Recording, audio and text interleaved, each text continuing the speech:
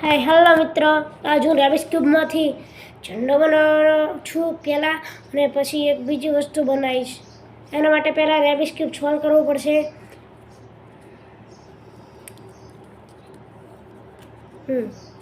હવે હું rabies cube solve કરીશ પહેલાં, પછી ઝંડો બનાવીશ. જોતા રહેજો.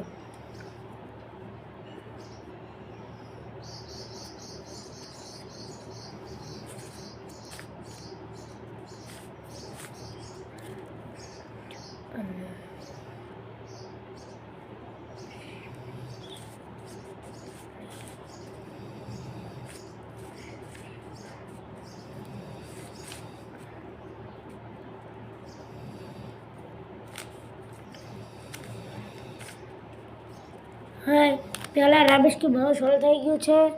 હવે બધી બાજુથી સોલ્વ છે.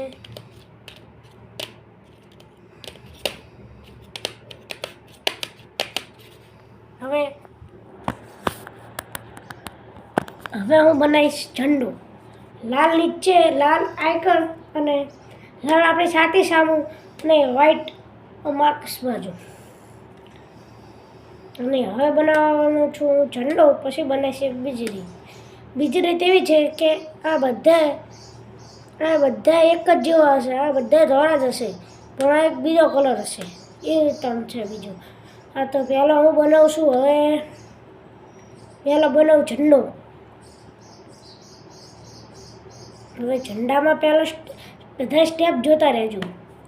પહેલો સ્ટેપ એવો છે આમ, બીજો સ્ટેપ આમ, ત્રીજો સ્ટેપ આમ, ચોથો સ્ટેપ આવી રીતના, પાંચમો સ્ટેપ આવી રીતના,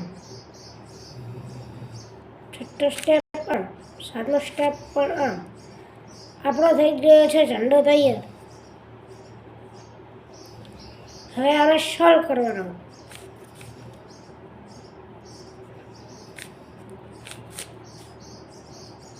હવે સોલ્વ કરીશું.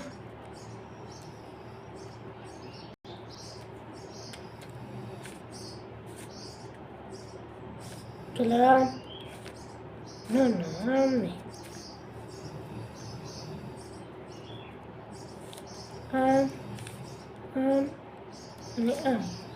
રેબિસ ક્યુબ થઈ ગયું છે છોલ.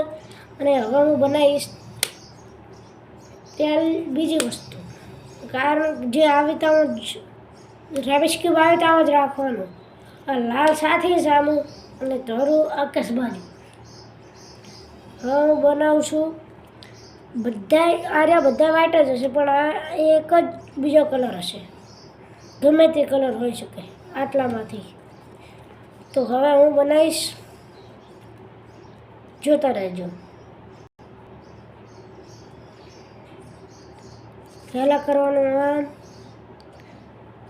પહેલો સ્ટેપ આમ, બીજો સ્ટેપ આમ, ત્રીજો સ્ટેપ પાછો આમ, છઠ્ઠો સ્ટેપ આમ. થઈ ગયું ને? કીધું હતું ને કે આરે બધા વ્હાઈટ જ હશે, પણ આ એક બીજો કલર હશે. તો આર્યો કલર આવ્યો લાલ. બધી બાજુ એવું જ છે.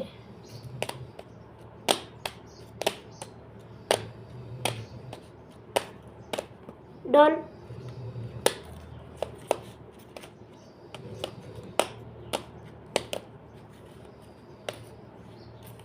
તો હવે વિડીયો હવે જ પૂરો થાય છે. Tata, bye bye.